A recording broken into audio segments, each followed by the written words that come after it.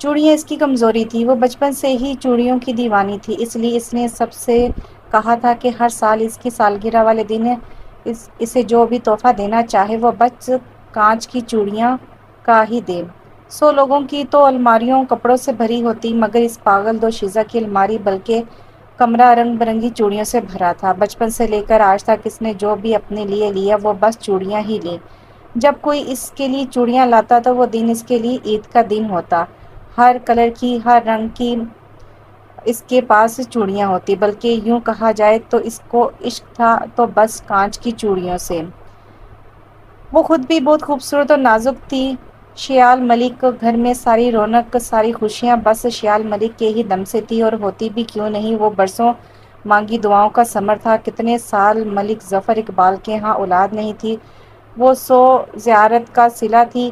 پاکستان کے کونے کونے پر جہاں بزرگان کی زیارت تھی، وہاں جا کے انہوں نے اپنے لیے اولاد مانگی۔ آخر شادی کے 10 سال بعد اللہ تعالیٰ نے ان کو اولاد جیسی نعمت سے نواز دیا، اور انہوں نے صدقے خیرات کیے۔ شیال ملک بہت ہی ناز و نم سے پلی تھی، وہ بولتی تھی تو اس کے منہ سے پھول جھڑتے تھے۔ اس کی صورت ہی نہیں، اس کی آواز بھی بہت خوبصورت تھی۔ وہ کن کن خوبیوں کی مالک تھی یہ تو بتاتے ہوئے لوگوں کی زبان تک تھک جائے، مگر اس کی خوبیاں ختم نہ ہو۔ شیال ملک میں کوئی نخرہ نہیں تھا، کوئی ایٹیچیوڈ نہیں تھا، وہ بہت رحم دل تھی، ہر کسی کے ساتھ فرینک ہو جاتی جیسے وہ اسے برسوں سے جانتی ہو۔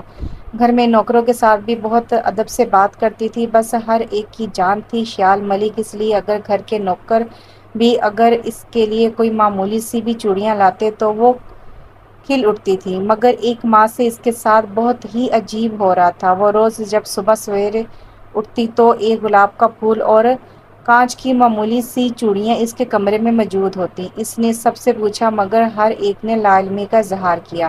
یہ ایک دن کی بات نہیں تھی، مگر یہ کون تھا، کس میں اتنی ہمت تھی جو روز اس اتنے بڑے بنگلے میں آئے، اور تو اور شیال کے کمرے میں کیسے کوئی آ سکتا ہے؟ کتنے ہی گارڈز باہر کھڑے ہوتے ہیں، کون ہے جو اپنی جان کی پرواہ کیے بغیر اس کے کمرے میں سیدھا چلا آتا ہے اور ایک گلاب کا پھول اور معمولی سی کانچ کی چوڑیاں رکھ جاتا ہے؟ حالانکہ اس کا کمرہ بھی اوپر تھا۔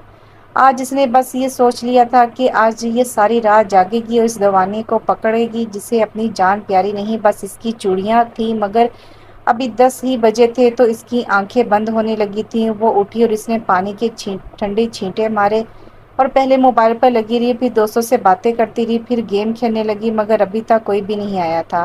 12 بج گئے تھے، وہ تھک کے سو گئی۔ اس نے کمرے کی ساری کھڑکیاں بند کر دی تھیں۔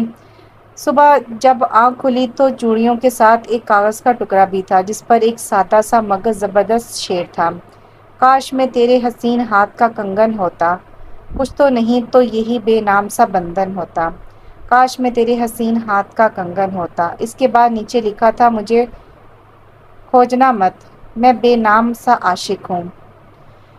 شیال ملک وہ کاغذ کا ٹکڑا لے کر سیدھے پاپا کے کمرے میں گئی۔ دیکھے نا پاپا جانی، پھر سے کوئی ہمارے کمرے میں آیا اور ہم کو خط بھی لکھا ہے۔ شیال نے رونے والا منہ بنایا۔ ملک ظفر اقبال نے وہ کاغذ کا ٹکڑا اپنے لختی جگر اپنی شہزادی کے ہاتھ سے لیا اور اسے پڑھا اور عذاب ناک لہجے میں چیختے ہوئے باہر نکلے: کس کی جرأت ہوئی ہے، کس کی موت آئی ہے جو اتنی زیادہ گارڈز ہونے کے باوجود میری بیٹی کے کمرے میں گیا؟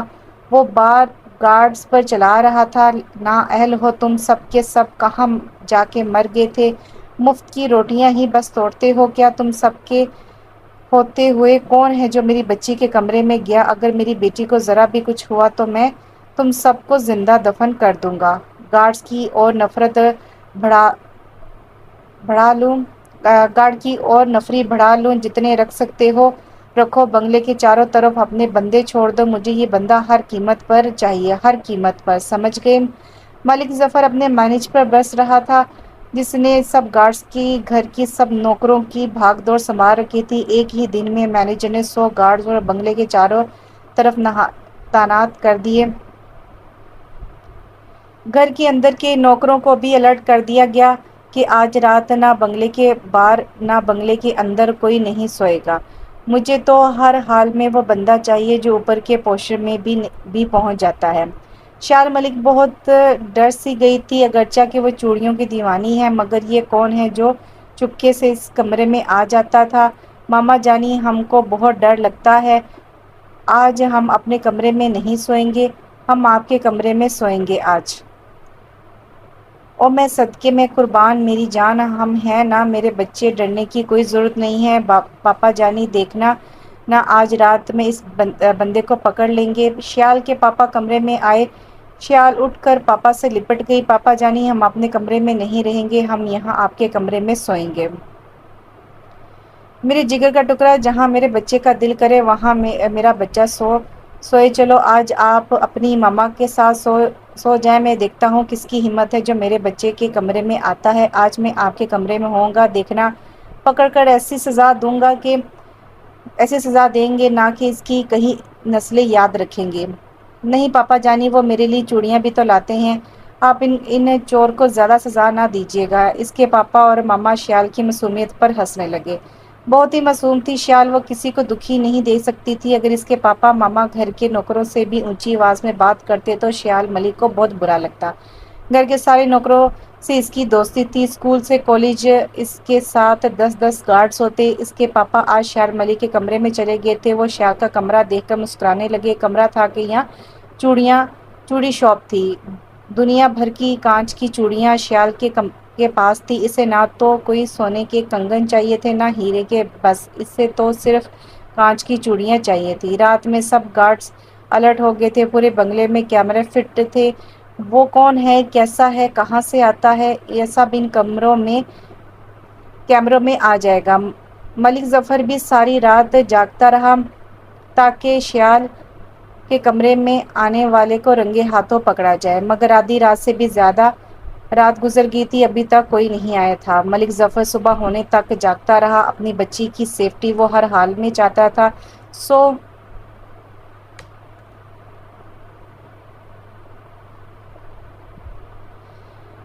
کوئی نہیں آیا، شاید اسے پتہ چل گیا تھا کہ اس نے آج ہر حال میں پکڑے جانا تھا، مگر یہ سب کی بھول تھی۔ جہاں پر شیال سو رہی تھی وہاں پر اس کے قریب ہی تو کانچ کی چوڑیاں اور پھر سے ایک خط پڑا تھا۔ سبز رنگ کی کانچ کی چوڑیاں تھی۔ شیال کی ماما نے وہ خط کھولا تو سامنے پھر سے ایک شعر لکھا تھا، میں تیری محبت میں چوڑیاں لاتا ہوں، تو مجھے چور نہ سمجھا کرو۔ عجیب سا ہی یہ شعر تھا، مگر شعر کو گولی مارو، سب گارڈز الرٹ تھے، اندر باہر سب جاگ رہے تھے۔ یہ آیا تو کہاں سے آیا؟ ملک ظفر نے کیمرے میں بھی بہت دیکھا، مگر سب سے عجیب بات کہ ہر کونے پر کیمرے فٹ تھے، مگر ان کیمروں میں کچھ بھی نہیں آیا۔ پھر وہ کون تھا؟ کوئی چھلاوا تھا یا پھر کوئی جن ذات تھا؟ اگر انسان ہوتا تو کہیں سے بھی وہ بنگلے میں لگے چپے چپے پر کیمروں میں قید ہو جاتا۔ سب ہی بہت پریشان تھے، شیال ملک تو بہت ڈر سی گئی تھی کسی کیمروں میں نہ آنے سے۔ سب بہت ہی حیران اور پریشان تھے، آخر یہ کیسے ہو سکتا ہے؟ وہ جو کوئی بھی تھا 100-200 لوگوں کی نظروں سے اگر بچ بھی گیا تھا تو مگر اسے کسی نہ کسی تو کیمرے میں آنا چاہیے تھا۔ ملک ظفر نے ایک بار پھر سے اپنے مینیجر سے کہا کہ وہ سارے کیمرے ایک بار پھر سے چیک کرے اور باریک بینی سے کرے، بہت ہی دھیان سے دیکھے، وہ کہیں نہ کہیں تو آئے گا۔ مگر یہ ملک ظفر کی بھول تھی، وہ کہیں بھی نہیں آیا تھا۔ کون تھا اور وہ کیسے بچ گیا تھا؟ پوری کی پوری فوج موجود تھی اندر باہر، مگر وہ کسی کی نظر میں نہیں آیا۔ اب تو ملک بھی پریشان ہو گیا تھا، اگر سچ میں وہ کوئی جن زاد ہے تو پھر تو کوئی بھی اسے پکڑ نہیں سکتا، نہ ہی وہ کسی کیمرے میں آ سکتا تھا۔ اگر سچ میں وہ کوئی جن زاد ہوتا۔ ملک ظفر کو اب سچ میں شیال ملک کی فکر ہونے لگی تھی۔ کچھ بھی تھا، اگر وہ کوئی جن زاد ہے تو وہ کہیں شیال ملک کو نقصان ہی نہ پہنچا دے۔ مگر ایسا ہوتا تو وہ کب کا کوئی نقصان پہنچا دیتا۔ مگر وہ صرف چوڑیاں ہی تو دینے آتا ہے، وہ بھی 1 ماہ سے، مگر پہلے کیوں نہیں شیال نے اس بات کا ذکر کیا؟ وہ تو سچ میں ہی بہت معصوم تھی، چوڑیوں کی دیوانی تھی، چوڑیوں کی خوشی میں وہ بھول ہی جاتی ہے خود کو بھی، مگر اس کا دھیان بھی اس لیے اس بات پر نہیں گیا کیونکہ شیال ملک کے لیے گھر کے نوکر چاکر بھی کہیں بھی جاتے مگر واپسی پر شیال ملک کے لیے چوڑیاں لازمی لاتے تھے۔ اگر شیال کالج گئی ہو تو وہ اس کے کمرے میں رکھ دیتے تھے، اس وجہ سے اس کا دھیان کہیں اور نہیں گیا۔ مگر یہ تو دوسری بار ایسا ہوا کہ چوڑیوں کے ساتھ ایک خط بھی ہوتا ساتھ میں، جس میں شیال ملک کی نہ سمجھ آنے والا ایک شعر ضرور درج ہوتا۔ تب وہ کاغذ اٹھائے پاپا کے پاس چلی آئی، مگر افسوس کہ کوئی بھی اسے کھوج نہیں پایا۔ وہ سچ میں ایک گمنام سا عاشق تھا، مگر تھا کون؟ اس کا کوئی نام وغیرہ بھی تو درج نہیں ہوتا۔ اب شیال کے پاپا نے یہ فیصلہ کیا کہ یہاں پر ان کی بیٹی، ان کی جان جگر محفوظ نہیں، وہ اپنے دوسرے بنگلے میں شفٹ ہو جائیں گے آج، بلکہ ابھی کے ابھی۔ بڑے لوگوں کی بڑی باتیں، یہ تو 1 گھنٹے میں ملک چینج کر لیں۔ یہ تو پھر دوسرے شہر میں ان کا اس سے بھی بڑا بنگلہ تھا۔ وہ اپنی بیٹی اور بیوی کے ساتھ اسلام آباد سے لاہور شفٹ ہو گئے۔ ملک ظفر اقبال کے تقریباً 3-4 ایسے بنگلے تھے، اور تھے وہ بھی پاکستان کے چند بڑے شہروں میں۔ وہ یہاں آ کر بھی ملک صاحب نے بنگلوں کے چاروں اور گارڈز رکھ لیے تھے۔ وہ اپنی بچی سے بہت محبت کرتا تھا۔ رات میں بھی وہ جاگتا رہتا اور بیٹی کے کمرے کے کتنے چکر لگائے تھے، اس کی تو نیندیں حرام ہو گئی تھی۔ بیٹی کی حفاظت سے بڑھ کر کچھ بھی نہیں تھا۔ گارڈز بھی چاروں طرف سے الرٹ کھڑے تھے، اور ظفر کیمرے میں خود بھی چیک کر رہا تھا۔ ہاں، تھوڑی دیر بعد یہ وہم تھا یا سچ تھا، اس کا فیصلہ صبح ہوگا۔ صبح زان تک وہ جاگتا رہا، دیکھتا رہا، پھر وہ نماز ادا کر کے سو گیا۔ صبح تقریباً 10 بجے شیال ملک سبز رنگ کی چوڑیاں اور ہاتھ میں ایک کاغذ کا ٹکڑا لیے پاپا کے سامنے کھڑی تھی۔ ملک ظفر نے جلدی سے وہ کاغذ کا ٹکڑا لیا، جس پر آج پھر سے ایک شعر درج تھا۔ شعر کچھ یوں لکھا تھا: تو خود کو تو چھوڑ گئی تھی مجھ میں، یہ تیرا جانا بھی کوئی جانا ہوا۔ ملک ظفر اس بات سے حیران تھا کہ اگر یہ کوئی انسان ہے تو وہ کیوں کر پکڑ میں نہیں آ رہا؟ اگر کوئی جن ذات ہے تو پھر اسے کیوں ضرورت پڑی تھی کچھ کانچ کی عام سی چوڑیاں اور ایک عدد خط کے ٹکڑے کی؟ اگر سچ میں کوئی جن ہے تو پھر وہ شیال ملک کو تنگ بھی کر سکتا تھا۔ اگر وہ جن کوئی شیال ملک پر عاشق ہے تو پھر وہ شیال ملک کو اٹھا بھی لے جا سکتا تھا، مگر یہ تو کوئی عجیب ہی عاشق ہے جسے بس عام سی سبز رنگ کی چوڑیاں اور ایک عدد کاغذ کے ٹکڑے پر کوئی بہت عام سا شعر لکھ کر شیال ملک کے کمرے میں چھوڑ جاتا۔ یہ تو ایک عجیب ہی مسئلہ بن گیا تھا، ایک نہ سمجھ آنے والا ایک مسئلہ۔ اب اس کو کیسے حل کیا جائے؟ اس انسان یا جن ذات کو اپنے حال پر چھوڑ دیا جائے، کیونکہ اس نے شیال ملک کو نقصان پہنچانے کی ضرورت محسوس نہیں کی، مگر ایسے بھی نہیں چھوڑا جا سکتا تھا۔ یہ سچ میں کوئی جن ہے، تبھی تو وہ دوسرے بنگلے میں بھی آ کر چوڑیاں دے سکتا ہے، تو وہ کچھ بھی کر سکتا ہے۔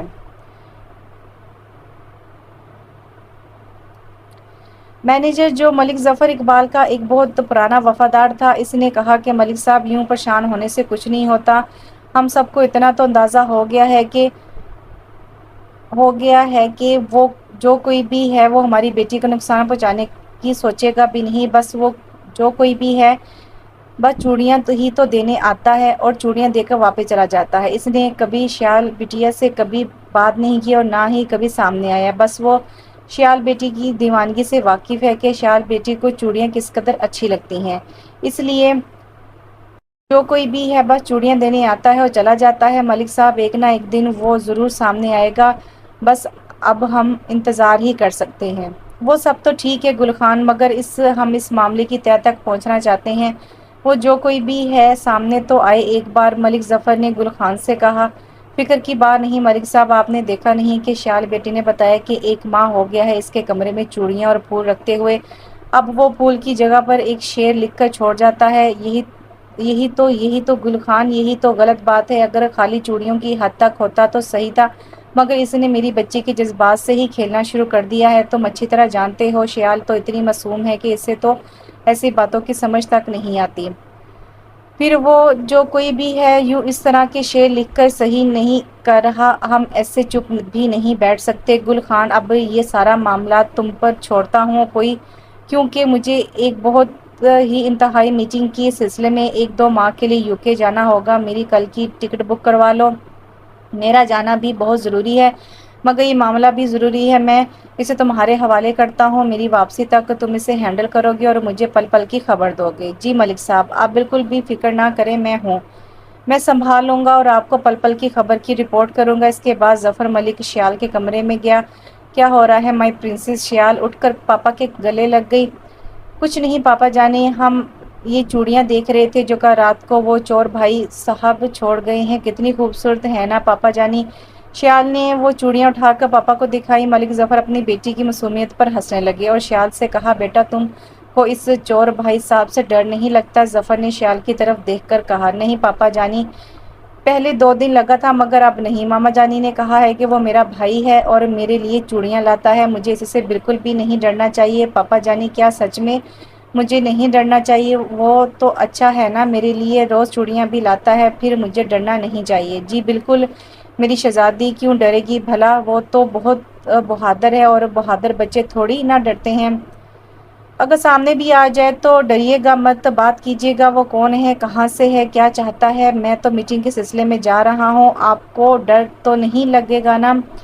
نہیں پاپا جانی، بالکل بھی نہیں لگے گا، میں تو ایک بہادر ہوں نا۔ آپ جائیں، اور میرے پاس ماما جانی بھی ہیں اور گل خان کاکا بھی تو ہیں، وہ رکھیں گے نا میرا خیال۔ ملک ظفر نے شیال کو سینے سے لگا لیا اور خوب جی بھر کر پیار کیا۔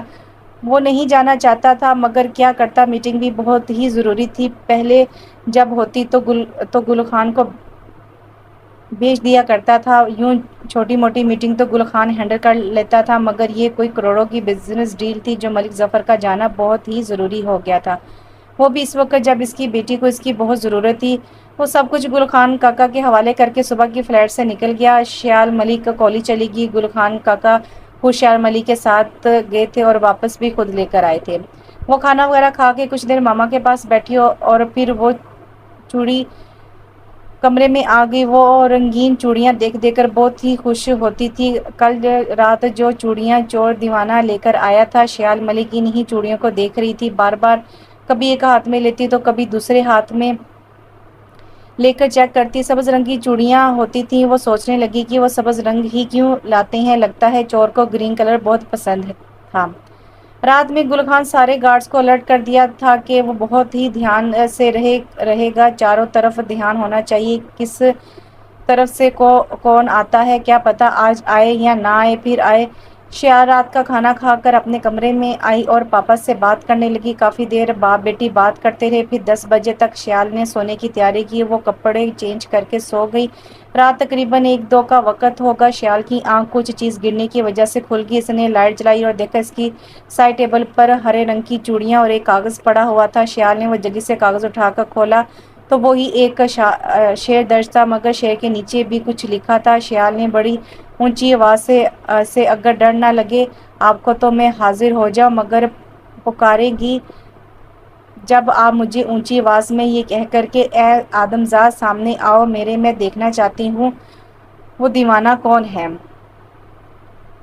میں آ جاؤں گا سامنے آپ کے، مگر التجا اتنی سی ہے کہ مجھ سے ڈر کر نہ بات کیجیے گا، بس آپ کا دیوانہ۔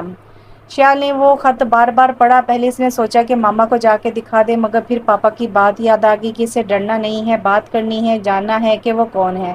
شیال ملک کچھ دیر سوچتی رہی اور پھر اونچی آواز میں بولی، آپ جو بھی ہو، کوئی چور بھائی صاحب سامنے آئیں اور بات کریں، آپ آدم زاد ہو یا جن زاد ہو۔ اتنے میں کھڑکی کا پردہ ہلنے لگے اور کچھ دیر بعد پردے کے پیچھے سے ایک جوان نکلا جس کی آنکھیں گرین تھیں۔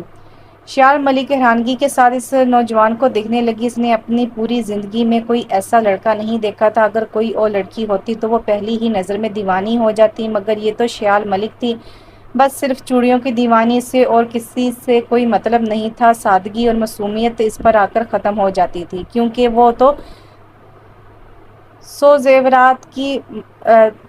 سو زیارت کی مانگی گی انمول تحفہ تھی۔ وہ لڑکا چل کر اس کے قریب آیا اور ایک بڑی سی شال میں اس نے خود کو لپیٹ رکھا تھا۔ اس کی آنکھیں سبز رنگ کی تھی، بال سنہرے گھنگریلے تھے اور آنکھوں میں ایک عجیب سی چمک تھی۔ پاؤں میں بھی زری کی سنہری چپل اور بلیک رنگ کی شلوار قمیض میں وہ کسی اور ہی دنیا کا شہزادہ لگ رہا تھا۔ شیال ملک اب ڈری نہیں تھی، بلکہ کبھی سبز رنگ کی چوڑیوں کو دیکھتی، کبھی اس لڑکے کی آنکھوں کو۔ وہ پھر بولی،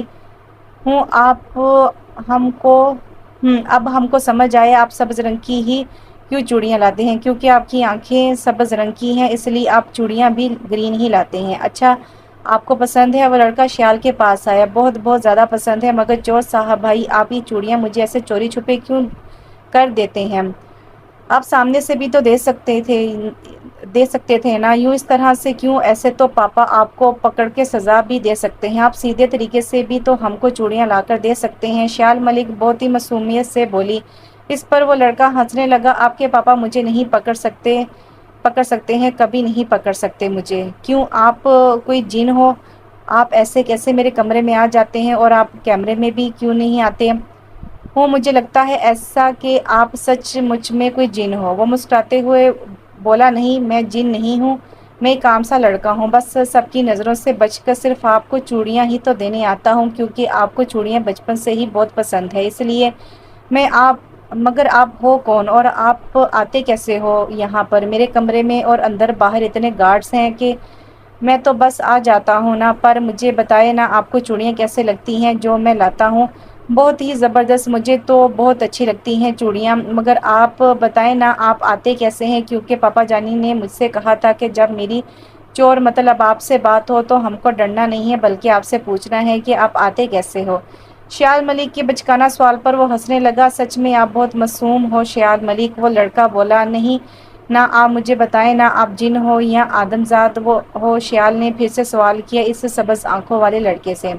آپ کو کیا لگتا ہے میں جس ادب سے شیال ملک بات کر رہی ہے، آپ کو کیا لگتا ہے جس آدمی سے شیال ملک بات کر رہی ہے اسی اداب سے بھی وہ گرین آنکھوں والا لڑکا شیال سے کر رہا تھا؟ وہ کوئی بری نیت سے شیال سے ملنے نہیں آیا تھا، بس شیال ملک چوڑیوں کی دیوانی تھی تو وہ لڑکا شیال ملک کا دیوانہ تھا۔ شیال ملک کچھ دیر سوچتی رہی اور پھر ایک دم سے بولی، آپ جن ہو کوئی؟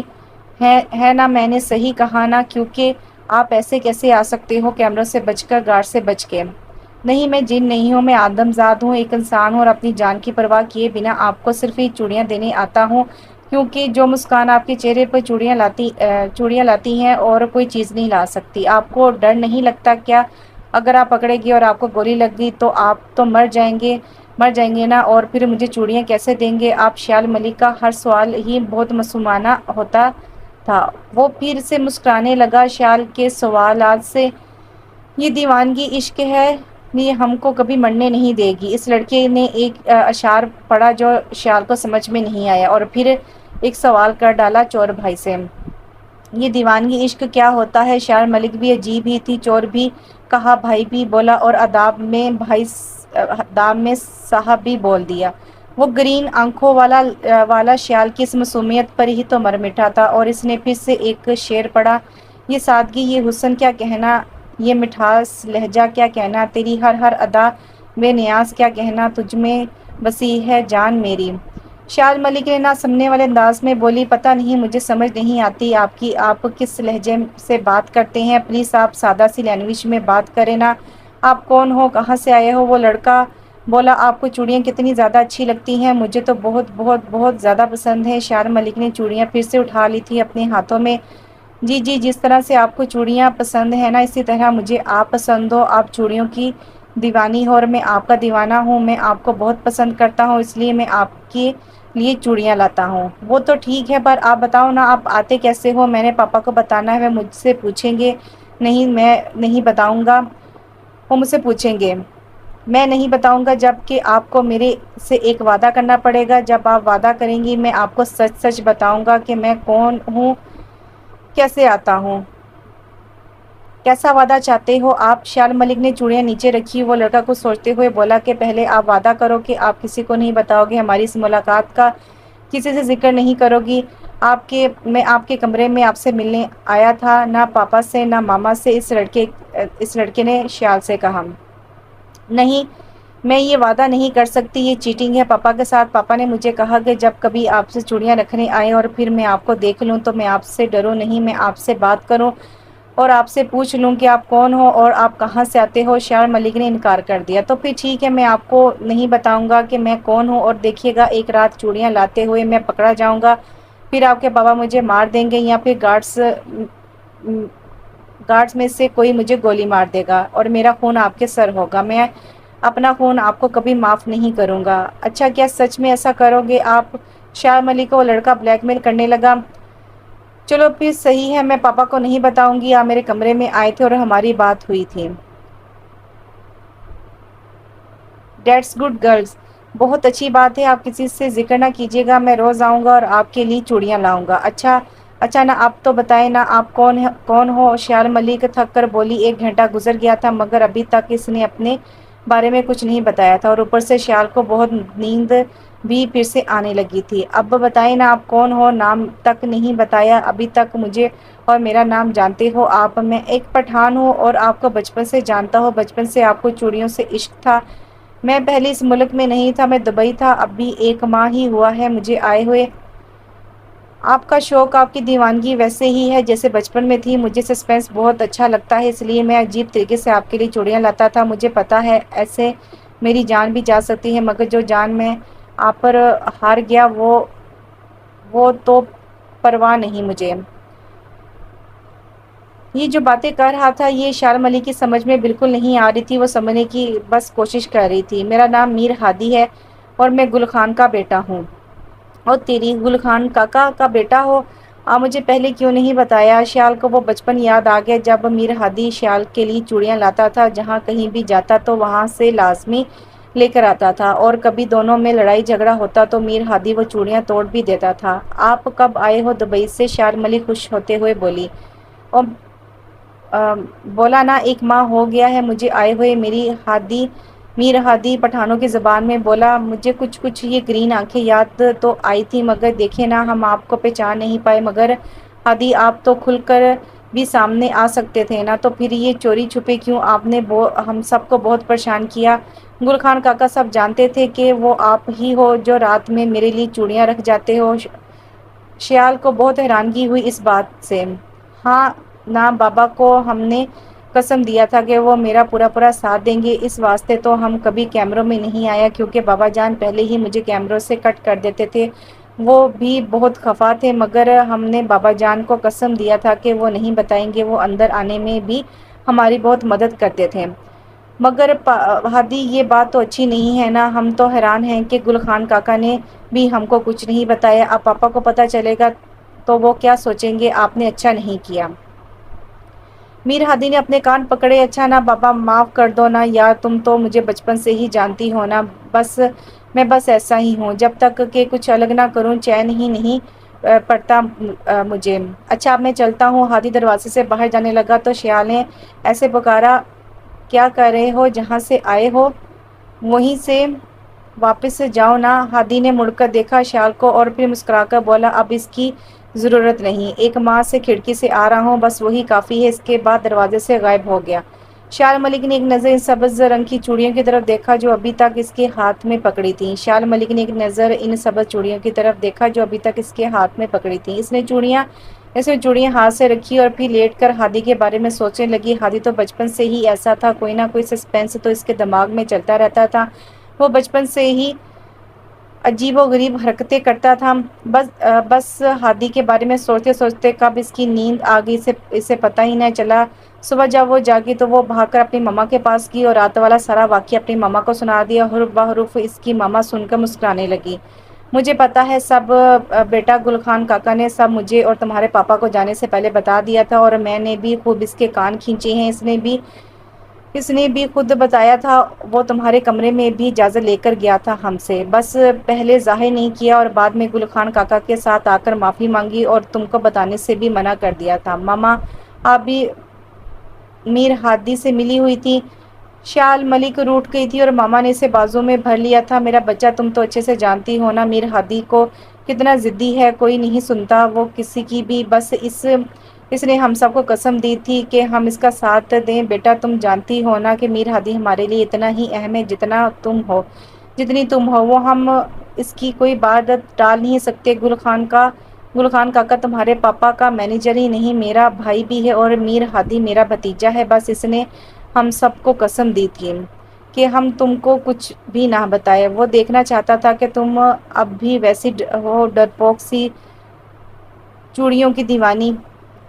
شیال ماما کے گلے لگ گئی۔ ماما آپ نے مجھے پہلے کیوں نہ بتایا، کب سے پتا تھا آپ کو؟ شیال روٹھنے والے انداز میں بولی، میری جان مجھے تو کاکا جان نے پہلے دن سے ہی بتا دیا تھا کہ میرو کچھ کرنے والا ہے، وہ جب بھی آتا ہے بس طوفان ہی بن کے آتا ہے۔ یہ 4-5 دن سے تو اس نے بھگدڑ مچا دی تھی۔ جب تمہارے پاپا کو پتہ چلا تو انہوں نے بہت ڈانٹا تھا میر ہادی کو کہ یہ کیا آتے ہی آنکھ مچولی کھیلنے لگے ہو، پوری فوج کو ہی الرٹ کر دیا تھا اس نے، مگر میں نے انہیں سمجھا لیا تھا کہ بچہ ہے اور وہ شروع سے ہی ایسا ہے، ویسے بھی وہ کوئی غیر نہیں تھا، ہر بات مجھے بتاتا تھا، میں ہی چپ تھی۔ چلو دیکھتے ہیں ماما، اگر مجھے کچھ ہو جاتا تو میں ڈر جاتی، تو میں نے اس میرو کو نہیں چھوڑنا تھا۔ شیال میر ہادی سے جب خفا ہوتی تو اسے میرو میرو کہتی، جو میر ہادی کو بہت ہی برا لگتا تھا۔ شیال کا میرو کہنا سب ناشتے پر آئے تو میر ہادی نے خوب شیال ملک کو تانے مارے کہ بزدل ڈرپوک۔ شیال ملک روٹ کر اپنے کمرے میں چلی گئی۔ میر ہادی، تم نے میری شہزادی کو خفا کر دیا، تم جانتے ہو اچھے سے ہماری جان بستی ہے شیال میں، جاؤ اب جا کے مناؤ اسے۔ پھوپھو جان آپ فکر نہ کریں، وہ دل کی بہت صاف ہے، اس کا بس ایک پل کا ہی روٹھنا ہوتا ہے، دیکھیے گا بھول جائے گی۔ سو تو ہے ہادی بیٹا، شیال بس کسی سے خفا نہیں رہ سکتی۔ ویسے پھوپھو شکر ہے آپ نے کبھی میرے بارے میں کبھی اس سے بات نہیں کی، ورنہ مزہ کیسے آتا اسے ستانے کا، تنگ کرنے کا۔ میر ہادی ہنستے ہوئے بولا۔ اگلی صبح شیال ملک کالج کے لیے تیار ہوئی تو میر ہادی نے کہا کہ وہ کسی گارڈ کے ساتھ نہیں جائے گی، میں خود اسے چھوڑ کر آؤں گا۔ وہ روز شیال کو کالج چھوڑنے کے لیے جانے لگا۔ کالج کی لڑکیاں بھی شیال ملک پر رکش کرنے لگی کہ کیا کچھ نہیں تھا اس کے پاس، سونے کا چمچ لے کر پیدا ہوئی تھی، دولت کی ریل پل تھی، مگر غرور نام کی کوئی چیز نہیں تھی، اور جب سے میر ہادی آیا تھا اسے کالج میں چھوڑنے تب تو وہ اور ہی چار چاند لگ گئے تھے اسے۔ سبز آنکھوں والا ہینڈسم جوان، وہ تو شہزادہ تھا، ہر لڑکی کے خوابوں کا۔ کالج کی لڑکیاں شیال کو میر ہادی کے نام سے چھیڑنے لگی تھی۔ پہلے تو اس کی سمجھ میں نہیں آیا، مگر جب محبت کے بارے میں سنتی اس کے دل میں بھی ہلچل سی ہونے لگی۔ اسے میر ہادی کا ساتھ اب اچھا لگنے لگا تھا۔ اس کے دل کے کسی کونے میں میر ہادی نے جگہ بنا لی تھی اور وہ دل ہی دل میں میر ہادی سے محبت کرنے لگی تھی۔ پہلے وہ ان جذبات سے بے خبر تھی، مگر جب سے اسے میر ہادی کالج میں چھوڑنے جاتا تب اس کی دوستیں اس کی قسمت پر رکش کرتی اور اسے میر ہادی سے مسنوں کرنے لگی۔ شیال ملک کے دل میں دن بہ دن میر ہادی جگہ بنانے لگا، وہ لکھے خط اور شاعری، وہ چوڑیاں، سب اس کی جان بننے لگی، اور میر ہادی نے تو پہلے ہی اظہار بھی کر دیا تھا کہ وہ اس کا دیوانہ ہے۔ بس اس نے جو چاہا وہ اس سے ملا۔ اسے پورا یقین تھا کہ میر ہادی اسی کا ہے، ماما پاپا کو کوئی اعتراض نہیں ہوگا، اور یہ سچ بھی تھا۔ میر ہادی بہت خوبصورت اور اچھے اخلاق والا گھر کا بچہ تھا، اور گھر کی بیٹی گھر میں ہی رہے گی، مگر یہ سب بھولتی، ہر فیصلہ شیال ملک کے حق میں ہو ضروری تو نہیں۔ باقی سب تو راضی ہو گئے تھے، مگر جب میر ہادی تک یہ بات پہنچی تو شوق ہو گیا۔ رات میں وہ شیال کے کمرے میں گیا، شیال چوڑیوں کے ساتھ ہی لگی ہوئی تھی۔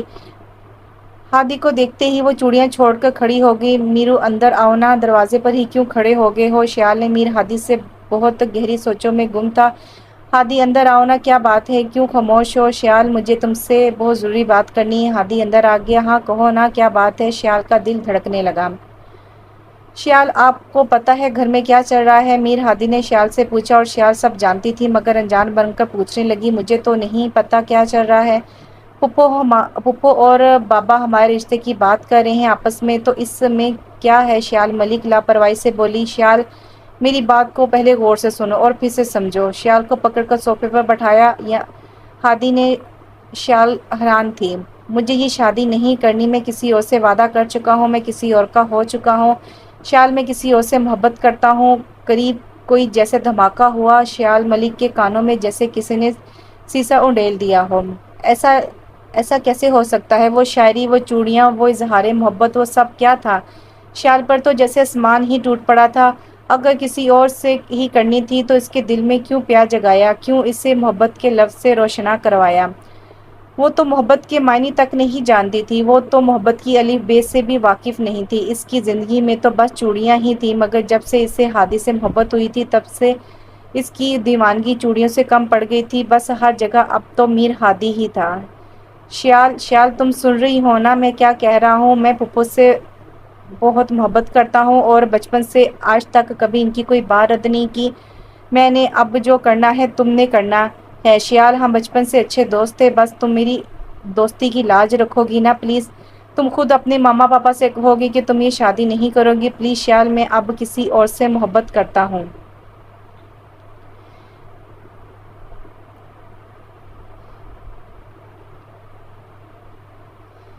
شیال کا دل چاہ رہا تھا کہ وہ چیخ کر اسے بتائے کہ وہ جو چوری چھپے آتے تھے، اظہار محبت کی تھی، وہ اشعار سناتے تھے، وہ کیا تھا؟ میرے دل کو محبت سے آشنا کرا دیا اور آپ کہتے ہو کہ محبت کسی اور سے ہے۔ شیال ملک بہت ہی ٹینس تھی، یہ میر ہادی ایسا کیوں کر رہا تھا؟ پھر اس کے دل میں خیال آیا کہ شاید میر ہادی کچھ پھر سے سسپینس کرنا چاہتا ہو، کیونکہ ایسا ہو ہی نہیں سکتا کہ وہ شیال ملک کو ریجیکٹ کرے۔ وہ یہ سوچ کر کچھ مطمئن سی ہو گئی تھی، مگر نہ جانے کیوں دل کو ایک دھڑکا لگا ہوا تھا۔ بچپن سے لے کر آج تک جو اس نے چاہا وہ اس سے ملا، ہر قیمت پر، ہر حالت پر۔ یہ ہو ہی نہیں سکتا کہ ہادی اسے انکار کرے۔ اور میں کیوں ماما سے یہ بولوں کہ مجھے میرو پسند نہیں ہے؟ میرو نے تو میری دل کی دنیا بات کی ہے، میرو ہی نے تو مجھے اپنی محبت سے آشنا کرایا۔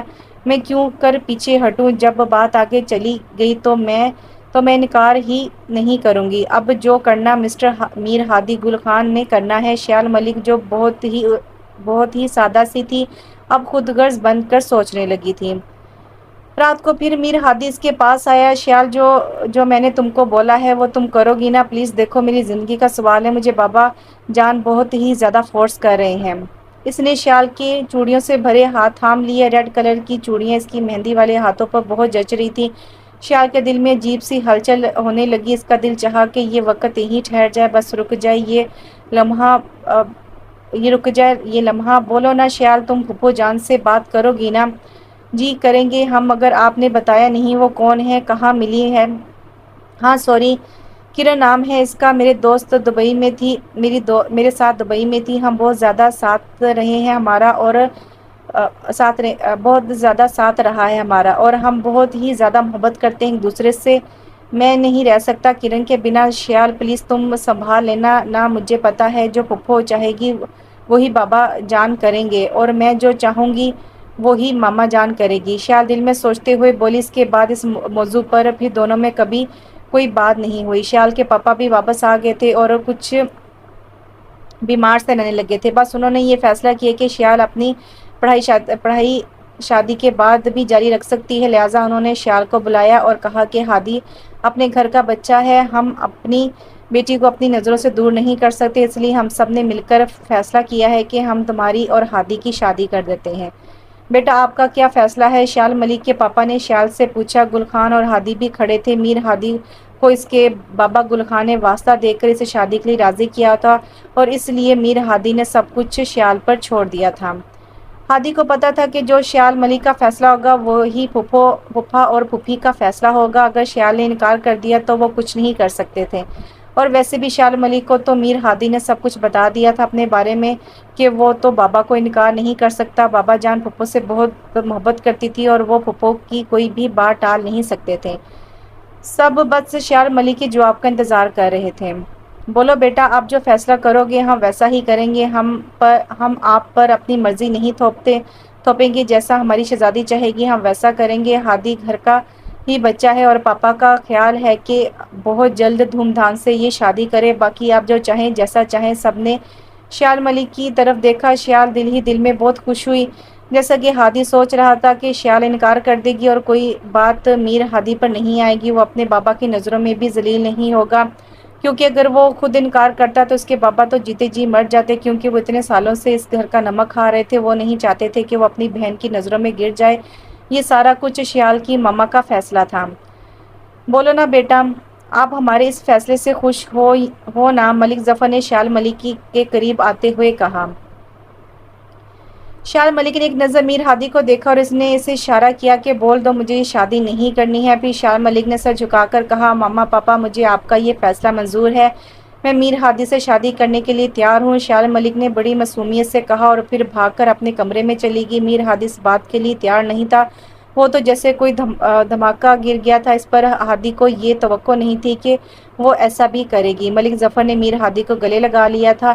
اس کے بعد سب باری باری ہادی کے گلے لگے، اور میر ہادی کا تو دل بس یہ چاہ رہا تھا کہ وہ جائے اور جا کر شیال ملک کا قتل کر دے یا پھر خودکشی کر لے۔ اگر بابا نے اسے مجبور نہیں کیا ہوتا تو وہ یہاں سے بھاگ جاتا، مگر وہ قرض دار تھا ملک ظفر کا اپنے بابا کا۔ وہ چھوٹا تھا تو اس کو دبئی بھیج دیا تھا اعلیٰ تعلیم کے لیے، اور وہاں سے پڑھ کر آیا تھا۔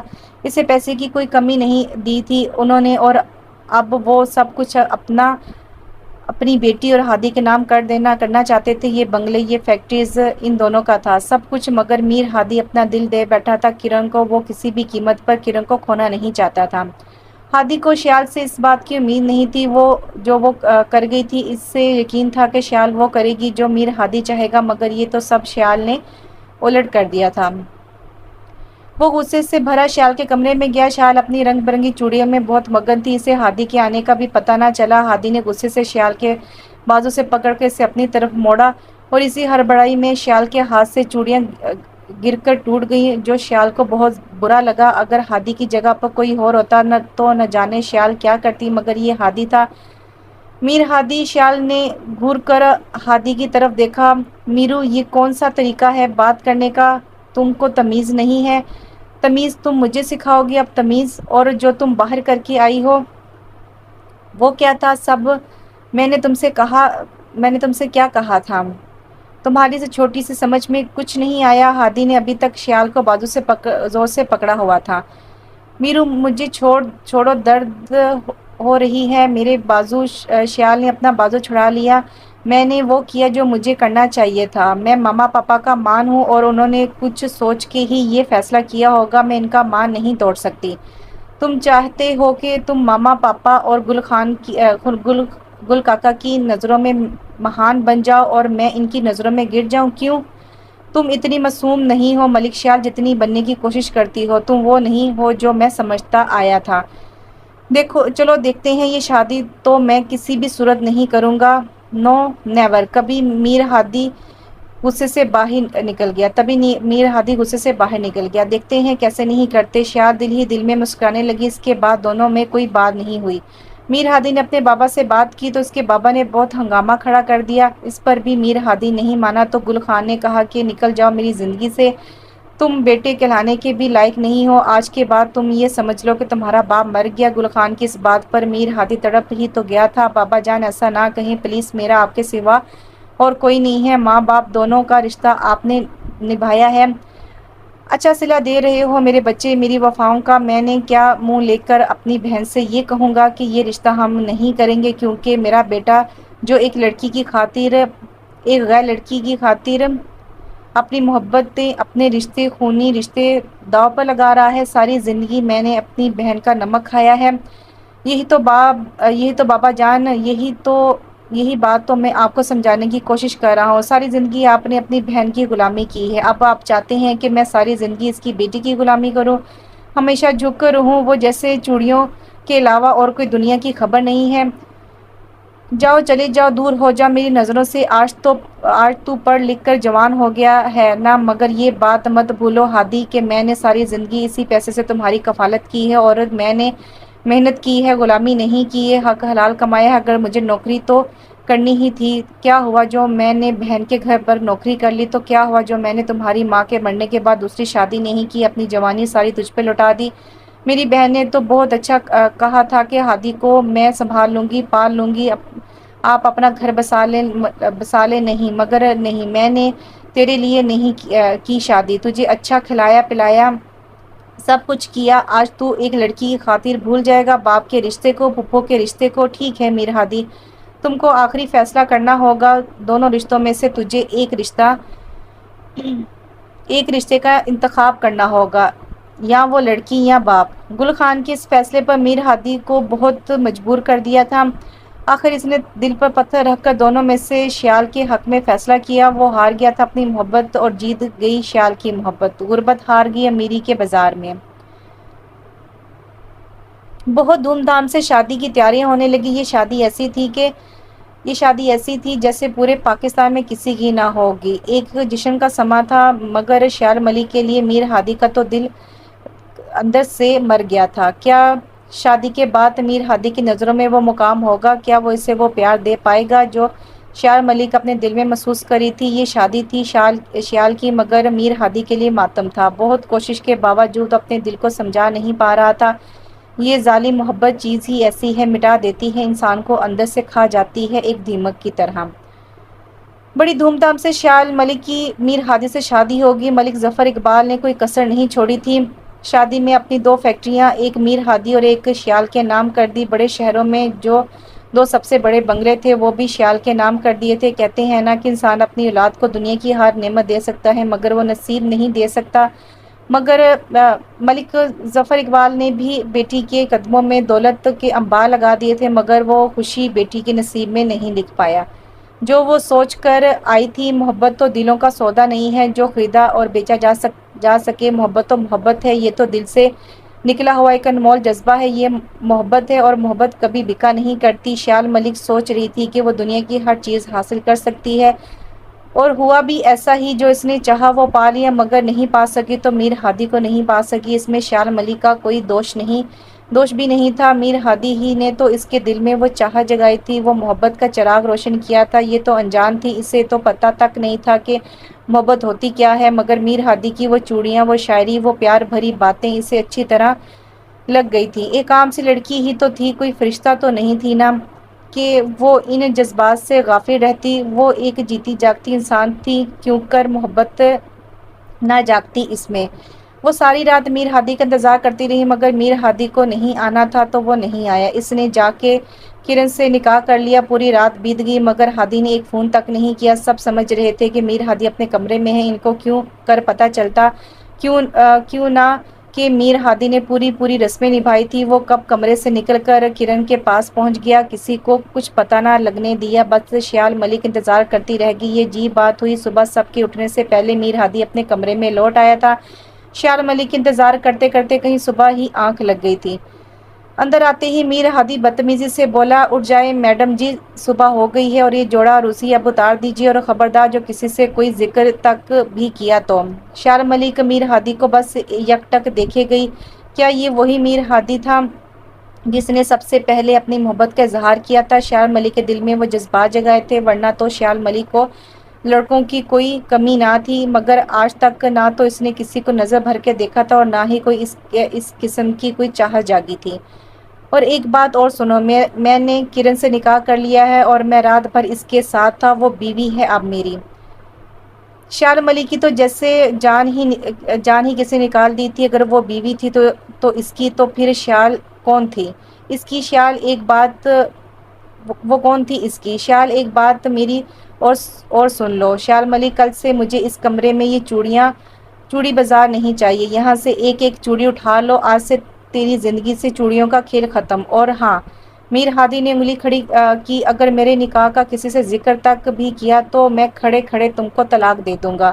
یہ کہہ کر میر ہادی پھر سے کمرے سے نکل گیا۔ شیال ملک پر تو حیرتوں کے پہاڑ ہی ٹوٹ پڑے تھے، اس کے پاؤں سے تو جیسے میر ہادی نے زمین ہی کھینچ لی تھی۔ وہ زندہ تو تھی پر زندوں میں نہیں تھی، یہ کیا ہو گیا تھا اس کے ساتھ؟ اس نے تو ایسا بالکل نہیں سوچا تھا جو میر ہادی کر گیا تھا۔ اب وہ کیا کرے اور کس کو بتائے اور کیا بتائے؟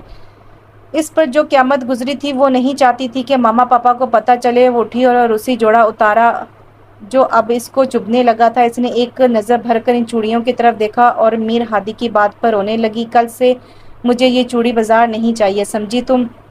وہ تو کچھ بھی نہیں سمجھی تھی چوڑیوں کا، تو وہ بھی بہت شوقین تھا، وہ بچپن میں بھی اس کے لیے چوڑیاں لایا کرتا تھا، تو پھر یہ کیا ہو گیا تھا؟ دوسرے دن شیال نے اپنی ساری چوڑیاں اپنے کمرے سے ہٹا لی تھی۔ میر ہادی نے یہ کہا تھا کہ وہ شہر کے جو سب سے بیسٹ بنگلہ کیا بلکہ وہ تو ایک شیش محل تھا جو ملک ظفر نے خاص یہ محل اپنی بیٹی کو شادی کے تحفے میں دینے کے لیے بنایا تھا۔ اس کی پھول کاری اسی طرح سے کروائی گئی تھی جیسے دیواروں پر چوڑیاں جڑی ہوں گی۔ اس کے بنگلے کا نام بھی چوڑی محل رکھا گیا تھا، ہر طرف چوڑیاں کی پھول کاری تھی۔ بہت محنت سے اس نے محل کو تیار کیا گیا تھا اور ملک ظفر نے اپنی زندگی کی آدھی پونجی اس چوڑی محل پر لگائی تھی۔ کروڑوں روپے اس محل کی تیاری پر لگے تھے، خاص شادی کا گفٹ تھا شیال ملک کے لیے۔ ہادی شیال کو اس شیش محل میں لے آیا تھا اور شیال ملک سے کہا تھا کہ وہ کوئی چوڑیاں اس محل میں نہیں لائے گی، بس ایک شیال کی کلائی پر جو چوڑیاں رہ گئی تھی۔ اس پر بھی میر ہادی نے بہت غصہ کیا اور شیال ملک کی کلائی کو پکڑ کر ایسے سختی سے دبایا کہ شیال ملک درد سے کرہا اٹھی پاپا اس کے منہ سے نکلا اور میر ہادی زہریلی مسکراہٹ ہنسا اور پھر اس کی کلائی کو دباتا ہی گیا۔ کہیں چوڑیاں شیال ملک کی کلائی میں پوست ہو گئی اور خون رسنے لگا تھا، درد سے اس کی آنکھوں سے آنسو جاری ہو گئے تھے۔ یہ وہی شیال ملک تھی جس کو ہلکی سی چھینک بھی آتی تھی ڈاکٹروں کی لائن لگ جاتی تھی۔ یہ وہی شیال ملک تھی جس کو چوڑیاں ہمیشہ خوشی دیا کرتی تھیں، آج یہی چوڑیاں اسے درد دینے لگی تھی۔ وہ چیخ چیخ کر رونا چاہتی تھی مگر رو نہیں پائی تھی۔ دولت تو دے چکا تھا ملک ظفر، چوڑی محل بھی بنوا دیا تھا مگر بیٹی کو مگر نصیب نہیں دے پایا تھا۔ صحیح کہتے ہیں، منہ مانگی موت بھی نہیں چنگی ہوتی۔ شیال ملک کی زندگی ایک عجیب موڑ پر آ کھڑی ہوئی تھی۔ وہ سمجھ نہیں پا رہی تھی کہ یہ کیا ہو رہا ہے اس کے ساتھ۔ اس کی وہ خوبصورت کلائیاں جو ہر وقت چوڑیوں سے بھری رہتی تھی، وہ آج خالی کیوں تھی؟ وہ شیال ملک جس کی تو جان بسی ہوتی ان چوڑیوں میں، آج اس سے نفرت سی کیوں ہونے لگی تھی؟ وہ تو دیوانی تھی، پاگل تھی ان چوڑیوں کی، تو پھر آج وہ ان چوڑیوں کا دیکھنا بھی گوارا کرتی تھی۔ اس کی خوبصورت نازک سی یہ کلائیاں جن پر ہادی نے زخم دیے اور پھر ان پر پٹی باندھ دی تھی، وہ کھلتا ہوا چہرہ ایک گلاب جیسا آج مرجھایا ہوا تھا۔ اس کی آنکھوں کی چمک ماند پڑ گئی تھی اور ان میں بس آنسو ہی رہ گئے تھے۔ بس یہ اس وقت ہی چہرہ کھلتا جب اس کے ماں باپ اسے ملنے آتے۔ وہ پوری کوشش کرتی تھی کہ ہنسنے کی، خوش رہنے کی، مگر ایک دن اس کی ماں نے اس سے پوچھ ہی لیا تھا، شیال بیٹا، ہادی تمہارے ساتھ ٹھیک تو ہے نا؟ وہ تم کو خوش تو رکھتا ہے نا؟ مجھے لگتا ہے میری جان ایسا جیسے تم کچھ مجھ سے چھپا رہی ہو۔ شیال میری جان بتاؤ نا مجھے۔ ایک پل کو تو شیال کو لگا کہ وہ لپٹ جائے اپنی مام سے اور رو رو کر سارا حال بیان کر دے، مگر پھر وہ چاہتے ہوئے بھی کچھ نہ بتا پائی۔ جتنا اس سے ہو سکا اس نے اپنی ماما کے سامنے ہنسنے کی کوشش کی۔ وہ جب تک رہی ماما کے چہرے پر رونق سجائے رہی، مگر ماں تو ماں ہوتی ہے، اسے لگا کہ اس کی بچی کے ساتھ کچھ نہ کچھ ضرور کوئی مسئلہ ہے، مگر جب تک شیال خود نہیں بتائے گی اسے کیسے پتا چلے گا کیا پرابلم ہے اس کے ساتھ؟ شیال ملک نے ویسے ہی بننے کی کوشش کی جیسا وہ پہلے تھی اور اس نے بتایا کہ ہادی نے اس کے لیے اتنی اچھی اور اتنی دور سے چوڑیاں لایا تھا مگر وہ سائز میں تھوڑی تنگ تھی۔ ہادی نے بہت کہا کہ نہ پہنو، مگر ماما جانی آپ تو جانتی ہیں نا کہ میں کتنی دیوانی ہوں ان چوڑیوں کی۔ بس پہنتے پہنتے چوڑیاں ساری ٹوٹ کر میری کلائیاں زخمی کر گئی۔ اس کی ماں تڑپ کر اس کی وہ کلائی چوبنے لگی۔ میری بچی، میری جان، میں ابھی تمہارے پاپا کو فون کرتی ہوں۔ انہیں نہیں، شیال نے جھپٹ کر ماما سے فون لے لیا۔ ماما جانی، ہادی نے ڈاکٹر کو بلایا تھا اور اب صحیح ہے، اب تو مجھے درد بھی نہیں ہوتا۔ آپ نہ کریں پاپا فون، پاپا بہت پریشان ہو جائیں گے۔ آپ تو اچھے سے جانتی ہیں نا پاپا کی طبیعت خراب ہو جائے گی اگر انہیں کچھ پتا چلا تو۔ شیال ہر ممکن کوشش کر رہی تھی ماں کو مطمئن کرنے کی، مگر وہ پھر سے کوئی نہ کوئی جواز تلاش کر لیتی۔ مگر بیٹا تمہارا کمرہ خالی کیوں ہے؟ ساری چوڑیاں کہاں ہیں؟ جب تک چوڑیاں نہ ہوں تم ان چوڑیوں سے کھیل نہ لو۔ تمہیں چین نہیں آتا، نہ تم کو نیند آتی ہے۔ اب کیسے تم کو؟ ماما آپ بھی پوری کی پوری انکوائری کر کے ہی جائیں گی کیا؟ میں اب اکیلے نہیں ہوں، میرے ساتھ میر ہادی بھی تو ہوتے ہیں، یہ ان کا بھی کمرہ ہے، انہوں نے میرے سے الگ سے چوڑیوں کا کمرہ سجایا ہے۔ اور پلیز ماما اب اور سوال و جواب نہیں۔ شیال ملک ماما کی گود میں لیٹ گئی۔ بس پیار مجھے آپ جی بھر کر پیار کریں۔ وہ کس کرب سے گزر رہی تھی یہ تو بس شیال ہی جانتی تھی، اور شیال کی ماما حیران تھی کہ شادی کے بعد شیال کتنی بدل گئی ہے اور کتنی بڑی ہو گئی ہے، سمجھدار بن گئی ہے۔ وہ اب باتیں چھپانے لگی ہے۔ یہ وہی شیال تھی جسے معمولی سی چھینک آتی یا کھانسی ہوتی تو وہ آسمان سر پر اٹھا لیا کرتی تھی۔ آج اس کی دونوں کلائیاں زخمی تھی اور یہ ہنس ہنس کر باتیں کر رہی تھی، اسے پرواہ ہی نہیں ہے اس بات کی۔ شیال نے کسی نہ کسی طرح ماما کو مطمئن کر ہی دیا تھا، وہ چاہ کر بھی کچھ نہیں بتا سکتی تھی ماما کو، مگر وہ خود کتنا ٹوٹ گئی تھی یہ تو بس شیال ملک ہی جانتی تھی، کیونکہ میر ہادی نے ہر طرف کیمرے لگائے ہوئے تھے اور شیال پر نظر رکھے ہوئے تھا، کب وہ کیا کرتی ہے، کب وہ کس سے ملتی ہے، یہ سب میر ہادی کے علم میں ہوتا تھا۔ پھر میر ہادی نے شیال سے کہا کہ وہ تیار ہو جائے کیونکہ یہ ہنی مون کے لیے یورپ جا رہے ہیں۔ شیال ملک تو بس اندر سے ٹوٹ گئی تھی، اسے اب کوئی فرق نہیں پڑتا تھا کہ میر ہادی اس کو کہاں لے کر جا رہا ہے اور کہاں نہیں۔ وہ بس ماما پاپا سے ملی اور چلے گئے وہاں وہ سب سے مہنگے اور خوبصورت ہوٹل میں ٹھہرے۔ کچھ دن بعد میر ہادی نے وہ چوڑی محل جو کہ شیال ملک کو اس کے پاپا نے شادی پر گفٹ دیا تھا وہ بیچ دیا اور یہاں پر اپنے نام پر ایک بہت بڑا ہوٹل بنوایا اور اپنے نام کی 2 فیکٹریاں بھی بیچ دیں اور ایک خوبصورت بنگلہ خریدا۔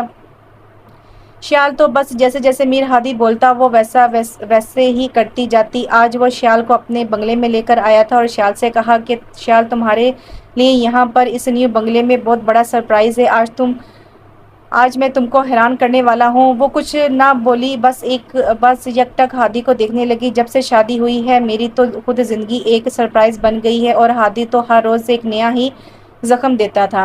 اس نے شال ملک کو کندھے سے پکڑ کر صوفے پر بٹھایا۔ میں تم کو کسی خاص سے کسی بہت ہی خاص سے ملوانا چاہتا ہوں۔ پھر اس نے کسی کو پکارا عجیب طریقے سے، مائی سویٹ ہارٹ، مائی ڈارلنگ، دیکھو تو کون آیا ہے۔ اتنے میں کمرے سے ایک لمبے قد اور عام سی شکل و صورت کی لڑکی نکلی اور آتے ہی ہادی کے گلے لگ گئی۔ شال ملک سمجھ گئی کہ یہ کرن ہے، میر ہادی کی بیوی، مگر وہ تو دکھی اس بات سے تھی کہ میر ہادی نے اسے اگر یہاں ہی بلانا تھا تو پھر وہ مجھے کیوں کر ساتھ میں ہنی مون پر لے کر آیا؟ آخر اس کی ایسی بھی کیا دشمنی تھی؟ یہ کیوں کر ایسا کر رہا تھا؟ یہ جاننا شال کے لیے ناممکن تھا۔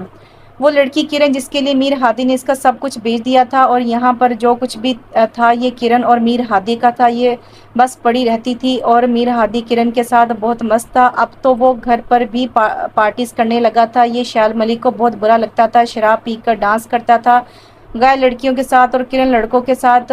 آج زبردستی ہی میر ہادی نے شال ملک کو بھی نیچے لے آیا۔ زبردستی سے ایک لڑکا شراب پی کر شال ملک کے ساتھ چھیڑ خانی کرنے لگا۔ شال ملک نے اسے ایک زوردار چماٹا دے مارا اور اس گورے کے گال پر انگلیاں جم گئی تھی۔ پھر کیا تھا، میر ہادی نے بنا جانچ پڑتال کیے شال ملک پر ہاتھ اٹھا دیا تھا۔ شال بھاگ کر واپس اپنے کمرے میں چلی گئی اور بہت روئی۔ اس کے جی میں آیا کہ وہ ماما پاپا کو سب کچھ بتا دے، مگر پھر شال ملک طلاق کے ڈر سے چپ ہو گئی۔ وہ نہیں چاہتی تھی کہ لوگ یہ کہیں کہ ملک ظفر کی بیٹی کو طلاق ہو گئی ہے۔ ملک ظفر نے بیٹی کے قدموں میں اپنی ساری دولت ڈال دی تھی، اپنا سب کچھ بیٹی کے نام کر دیا تھا، اپنے پاس کچھ نہ رکھا کیونکہ وہ بیمار تھا اور دل کے اراضے میں مبتلا تھا۔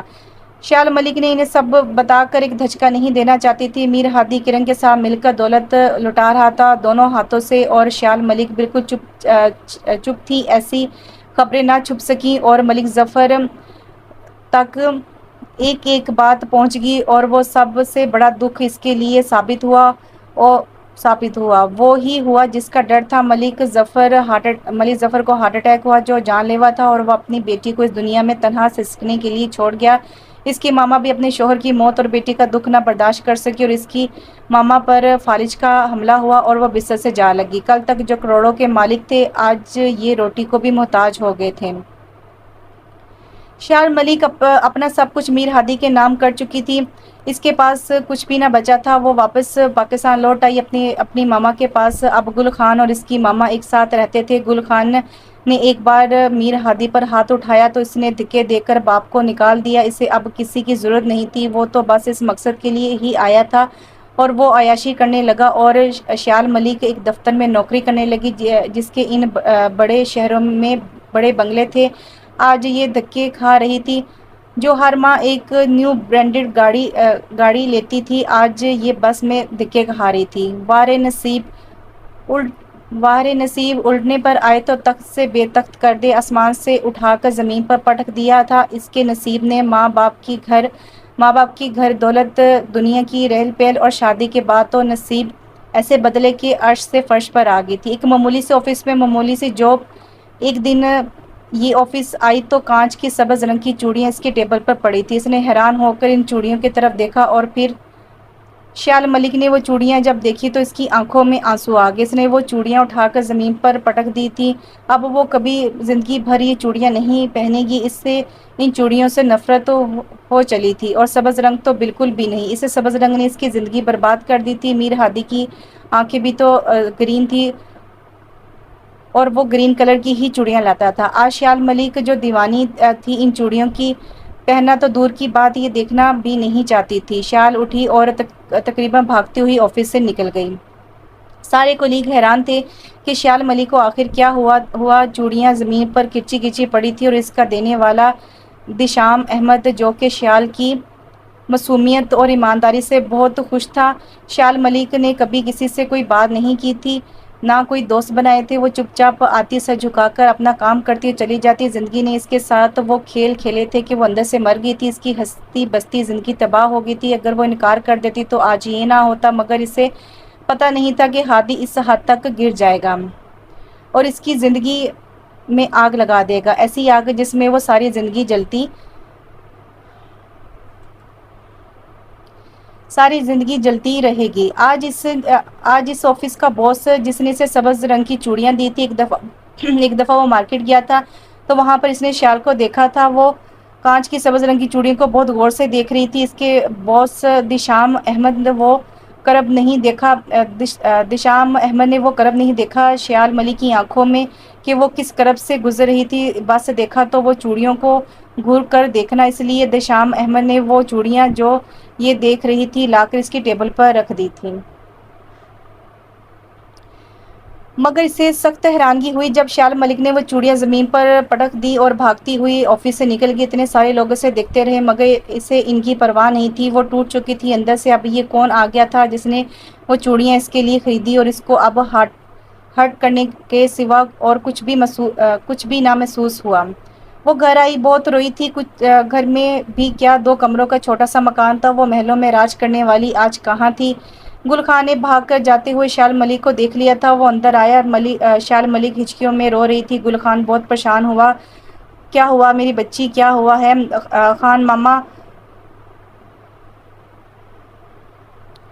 ماما کہہ کر شیال ملک گل خان سے لپٹ گئی تھی۔ گل خان نے اسے الگ کیا تھا۔ مجھے بتانا میری بچی، کیا ہوا ہے، نہیں تو میرا سینہ پھٹ جائے گا۔ مجھے بتانا، کسی نے آفس میں کچھ کہا ہے، کیا ہوا ہے؟ گل خان بہت پریشان تھا شیال کے اس طرح رونے سے۔ اسے سمجھ نہیں آ رہا تھا اسے کیسے تسلی دے۔ گل خان کے ہاتھ کانپنے لگے۔ مجھے بتاؤ نا شیال بٹیا، کیا ہوا ہے؟ ہمارا دل پھٹ جائے گا، کسی نے کچھ کہا ہے، ہم کو بتاؤ۔ گل خان کی سمجھ میں کچھ نہیں آ رہا تھا۔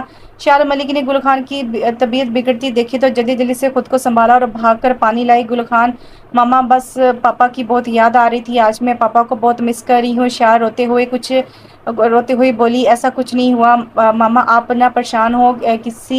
کس پھرتی سے اس نے خود کو سمیٹ لیا تھا اور اب تو گل خان ہی اس کا واحد سہارا تھا۔ ماں کی دیکھ بھال اب گل خان ہی کرتا تھا۔ اس کے پاس بھی پچھتاوے کے سوا کچھ نہیں تھا۔ اگر وہ زبردستی نہ کرتا میر ہادی پر تو آج اس کی بہن اور بھانجی کو یہ دن دیکھنے نہ پڑتے۔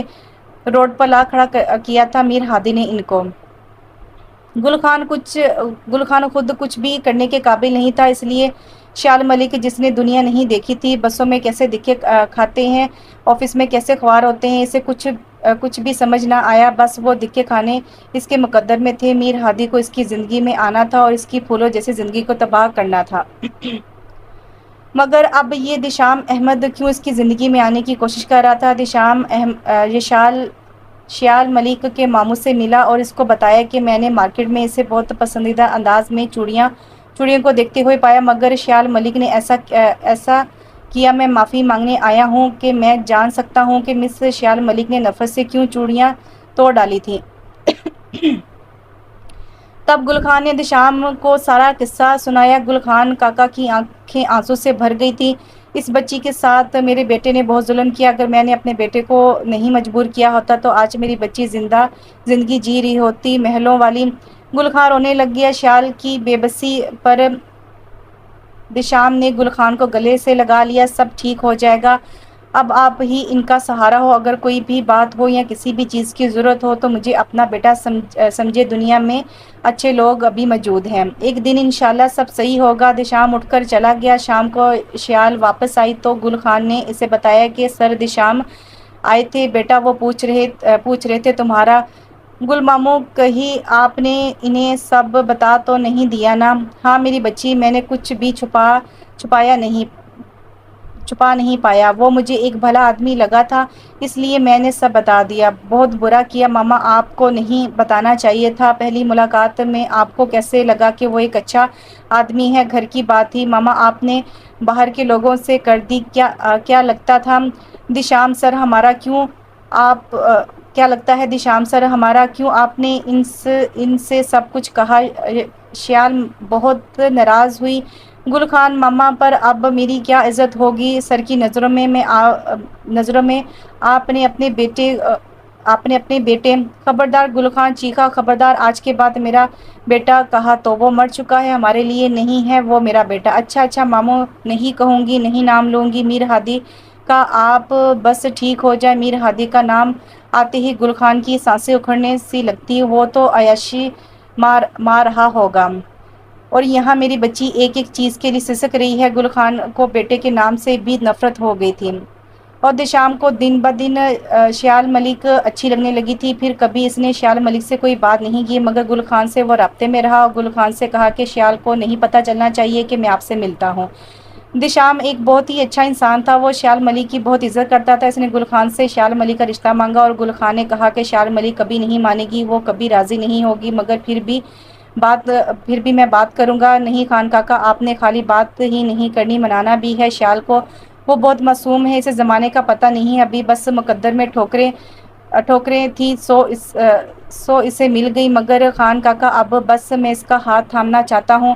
میرے پاس بھی کسی چیز کی کمی نہیں ہے، میری بچی کو چیزوں کی ضرورت نہیں ہے بیٹا، اسے بس محبت اور عزت کی ضرورت ہے۔ خان کاکا سر آنکھوں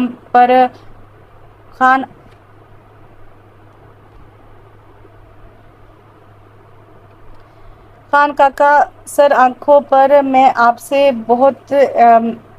اسے بہت عزت دوں گا۔ میں کل اپنی بڑی بہن کو آپ کے پاس بھیجوں گا۔ میرے بھی ماں باپ نہیں اور میرا سب کچھ میرا مائی باپ میری بڑی بہن ہے۔ خان کاکا، بس آپ ہاں کر دیں، زندگی بن جائے گی، پلکوں پر بٹھا کر رکھوں گا، اپنا سب کچھ شیال کے نام کر دوں گا۔ بس بیٹا، بس میری بچی کو اب دولت دنیا نہیں چاہیے۔ چلو میں آج رات بات کروں گا، میری زندگی کا بھی کچھ بھروسہ نہیں ہے، ماں بھی گزر گئی ہے، باپ کا سایہ بھی نہیں رہا، میری بھی بس چند سانسیں باقی ہیں، وہ بھی اللہ تعالیٰ کی محتاج، نہ جانے کب ساتھ چھوڑ جائے۔ رات میں ڈرتے ڈرتے گل خان نے بات کی شیال سے، وہی ہوا۔ شیال چیخنے لگی، چلانے لگی، دشام سر کی ہمت کیسے ہوئی رشتے کی بات کرنے کی؟ آپ کو پتہ بھی ہے کہ میں اب بھی میر ہادی کے نام سے مصنوع ہوں، میر ہادی کے نام سے جڑی ہوں، میرا ابھی تک رشتہ جڑا ہے ہادی سے۔ خان ماما، مجھے ابھی تک میر ہادی نے طلاق نہیں دی، میں اب بھی اس کی بیوی ہوں۔ نہیں ہو تم اس منحوس کی بیوی، نام بھی مت لو تم اس کا، وہ چھوڑ چکا ہے تم کو کب سے۔ خان کاکا روتے ہوئے بولے اور شیال بھی چیخ کر بولی، ماما اس نے مجھے چھوڑا ہے نا، طلاق تو نہیں دی نا مجھے، چھوڑ چکا ہے، وہ تم کو کب سے طلاق دے چکا تھا، 6 مہینے پہلے ہی تمہاری ماں ایسے نہیں مری تھی، وہ طلاق کے پیپر دیکھ کر مری تھی، وہ طلاق کے پیپر دیکھ کر مری تھی، وہ یہ صدمہ برداشت نہیں کر سکی تھی، وہ مر گئی، میری بہن مر گئی۔ خان کاکا کو دل کا دورہ پڑ گیا، ایک دم سے شیال کو کچھ سمجھ نہیں آیا، اس نے جلدی سے سر دشام کو فون کیا، وہ جلدی سے گاڑی لے کر آگے اور گل خان کاکا کو ہسپتال میں لے گئے، جہاں بس اس کی آخری چند سانسیں ہی بچی تھی۔ گل خان کو کچھ تھوڑا ہوش آیا تو اس نے ضد کی اور کہا کہ ابھی میرے سامنے نکاح ہوگا تمہارا، بیٹا یہ میری آخری خواہش ہے، اگر مجھے کچھ سمجھتی ہو، اگر مجھے باپ کا درجہ دیتی ہو تو ابھی تم میرے سامنے نکاح کرو گی۔ گل خان نے ہاتھ جوڑ لیے اور شیال نے ماما کے ہاتھ پکڑ لیے، پلیز ماما آپ ایسا نہ کریں، آپ بس صحیح ہو جائیں۔ شیال گل خان سے لپٹ کر رونے لگی، ماما جی میرا واحد آخری سہارا آپ ہیں، آپ کے بغیر کیسے جیوں گی، بس آپ جلدی سے صحیح ہو جائیں، ہم گھر جا کر بات کریں گے۔ نہیں میری بچی، میرے پاس وقت بہت کم ہے، تم باہر سے بس دشام بیٹے کو بلاؤ، ابھی جاؤ تم جلدی کرو۔ شیال باہر گئی اور دشام کو اندر بھیجا، خود باہر کھڑی پھوٹ پھوٹ کر رو دی تھی۔ کچھ دیر میں ہسپتال میں اس کی بڑی بہن کچھ دوست مولوی کو لے کر آ گئے، شیال کا نہ چاہتے ہوئے بھی نکاح دشام سے ہو گیا۔ گل خان کاکا نے شیال کا ہاتھ دشام کے ہاتھ میں دیتے ہوئے آخری الفاظ کہے کہ میری بچی کا بہت خیال رکھنا، اس کے ساتھ ہی شیال کا آخری سہارا بھی گیا، گل خان کاکا بھی دنیا سے چلا گیا۔ شیال ملک پر ایک قیامت تھی جو ٹوٹ پڑی تھی، وہ چیخ چیخ کر خان ماما کو بلا رہی تھی، مجھے کیوں اکیلا کر دیا، مجھے ساتھ لے جاتے، مجھے بھی بابا کے پاس ماما کے پاس لے جاتے، خان کاکا میں مر جاؤں گی، اکیلی میں مر جاؤں گی، میں نہیں جی سکوں گی۔ شیال ملک گر کر بے ہوش ہو گئی تھی، پھر اسے دوسرے دن ہوش آیا، اسے خان کاکا کا آخری دیدار بھی نصیب نہیں ہوا، وارے نصیب سونے کی قلم سے لکھے گئے تھے، مگر کتنی بد نصیب تھی شیال ملک، اس کے پاس کچھ بھی نہیں بچا تھا، بس یہ نیو رشتے تھے، انجان اپنے تو سارے کھو گئے تھے۔ دشام کی بہن سلمہ بہت ہی اچھی تھی، اس نے جی جان سے شیال کا خیال رکھا، حالانکہ اس کے اپنے بچے بھی تھے، مگر یہ پورا مہینہ شیال کے پاس ہی رہی تھی، جب تک اس کی طبیعت صحیح نہیں ہوئی اسے تو بس چپ لگ گئی تھی۔ دشام کچھ دیر کے لیے آ کر شیال کے پاس بیٹھتا، مگر شیال بولنا تو دور کی بات دشام کی طرف دیکھتی تک نہیں تھی، بس خاموش ہو گئی تھی۔ سلمہ بھی واپس چلی گئی تھی، دشام بچوں کی طرح سے شیال کا خیال رکھتا، اس کے کھانے پینے کا، دشام اسے کھانا کھلاتا تو وہ کھا لیتی تھی، نہیں دیتا تو وہ نہیں کھاتی تھی۔ عجیب سا انداز ہو گیا تھا، اسے کھانے پینے کا ہوش تک نہیں تھا، بس کبھی مسکراتی، کبھی پاپا سے باتیں کرتی، کبھی گل خان کاکا سے، تو وہ تو بچی بن گئی تھی، کبھی کبھی تو لڑنے لگتی تھی میر ہادی سے۔ دشام ہر ممکن کوشش کر رہا تھا کہ شیال ملک اس صدمے سے باہر نکلے، کچھ باتیں کرے، مگر وہ اپنے آپ میں مگن رہتی۔ ہادی میرے سامنے آئے تو میں تم کو مار دوں گی۔ وہ دشام کو ہادی سمجھنے لگی تھی اور اس سے نفرت کرنے لگی تھی۔ دشام نے ہر جگہ شیال کو لے کر گیا مگر شیال کو فرق نہیں پڑا۔ جب بھی دشام کوئی کام کر رہا ہوتا یہ دشام کا کام غلط کر دیتی، کبھی فائل اٹھا کر پھاڑ دیتی، کبھی دشام سے لیپ ٹاپ چھین کر دور پھینک دیتی۔ مگر مجال ہے جو دشام کو برا لگا ہو، کبھی کبھی وہ بچوں کی طرح سے شیال کے ساتھ کھیلنے لگتا۔ سچ میں دشام نے کر دکھایا تھا جیسا کہا تھا، اس کی بے پناہ محبت سے اب شیال کچھ بہتر ہونے لگی تھی۔ شیال اب بالکل ٹھیک ہو چکی تھی مگر وہ ابھی اپنے ماضی سے نہیں نکل پا رہی تھی۔ اسے دشام کی بے پناہ محبت نے ایک نئی زندگی دی تھی۔ شیال وہ پہلے جیسی نہیں رہی تھی، بس چپ چپ گمسم سی رہتی تھی۔ اب آج اتنے دنوں بعد دشام کی بہن سلمیٰ اور اس کے بچے آ رہے تھے، بچے بہت خوش تھے۔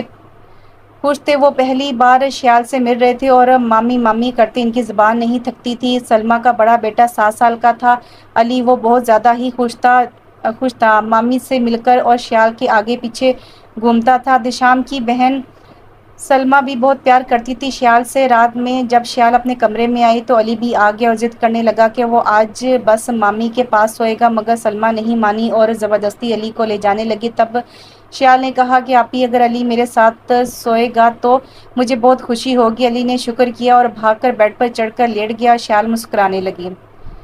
اتنے مہینوں بعد تو شیال آج پہلی بار مسکرائی تھی۔ دشام نے شیال کو آج پہلی بار مسکراتے دیکھا تھا۔ آفس سے لے کر اس کی زندگی میں آنے تک آج اس نے شیال کو مسکراتے دیکھا تھا، اور دشام اتنی حد تک شیال سے محبت کرتا تھا کہ اس کی مسکراہٹ دیکھ کر وہ شکرانے کے نوافل ادا کرنے چلا گیا تھا۔ اس نے خدا کا شکر ادا کیا تھا کہ شیال اب زندگی کی طرف لوٹ آئی تھی۔ نفل ادا کر کے وہ پھر سونے کے لیے اپنے کمرے میں آیا تو شیال علی کو کوئی کہانی سنا رہی تھی۔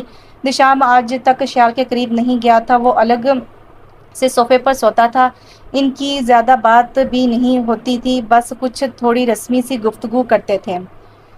علی نے شور ڈال دیا کہ جب دشام صوفے پر لیٹنے لگا تو ماموں آپ ادھر آئے نا ہمارے پاس، مامی بہت ہی زبردست سی کہانی سنا رہی تھی، آپ بھی سنیں نا۔ نہیں یار آپ ہی سنو، مجھے بہت نیند آ رہی ہے۔ نہیں ماموں آپ آئے نا ہمارے پاس، مامی آپ بولے نا ماموں کو، علی نے شیال کو کہا۔ شیال نے ایک نظر دشام کو دیکھا جو اس کا شوہر تھا اور اس کا شیال پر پورا حق تھا، مگر دشام نے کبھی بھی شیال کو تم کہہ کر نہیں پکارا تھا، وہ اور ہر پل اس کا خیال رکھا تھا، کبھی کسی بات کے لیے شیال کو فورس نہیں کیا تھا۔ وہ اگر دن کو بھی رات کہتی تو دشام بھی کہتا۔ اس نے شیال کی مرضی کے بغیر کبھی کچھ نہیں کیا تھا۔ آج وہ سوچ رہا تھا کہ وہ کیسے شیال کی اجازت کے بنا اس کے بیڈ پر چلا جائے، مگر اس وقت اسے ایک حیرت کا اور جھٹکا لگا جب شیال خود دشام سے مخاطب ہوئی تھی، ورنہ کبھی اس نے خود سے کوئی بات نہیں کی تھی۔ پلیز آ جائے نا، علی کا من کر رہا ہے تو۔ علی خود اٹھا اور بیڈ سے چھلانگ لگا کر دشام کے پاس آیا۔ اٹھے نا ماموں، آئے نا۔ دشام اٹھ کر علی کے ساتھ بیڈ پر آ گیا۔ شیال نے اپنے برابر دشام کو جگہ دی اور دشام شیال کے پاس بیٹھ گیا۔ اچھا ماموں اب آپ سنائے نا کہانی، مامی نے تو بہت اچھی سنائی تھی۔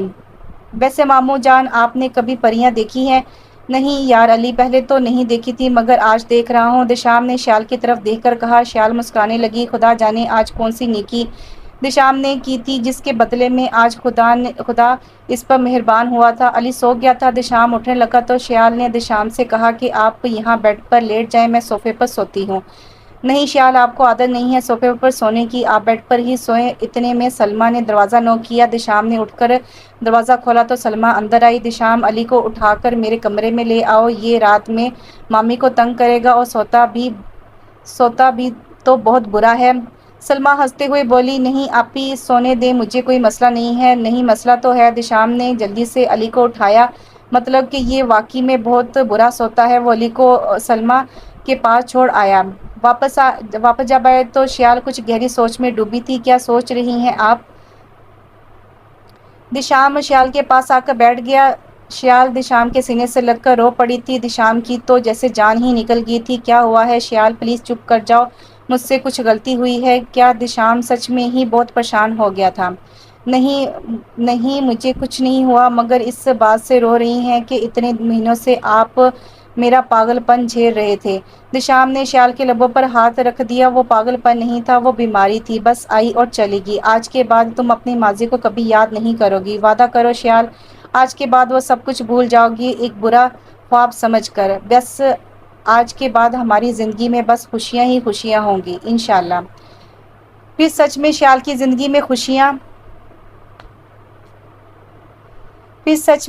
زندگی میں خوشیاں لے کر آیا۔ دشام احمد اور میر ہادی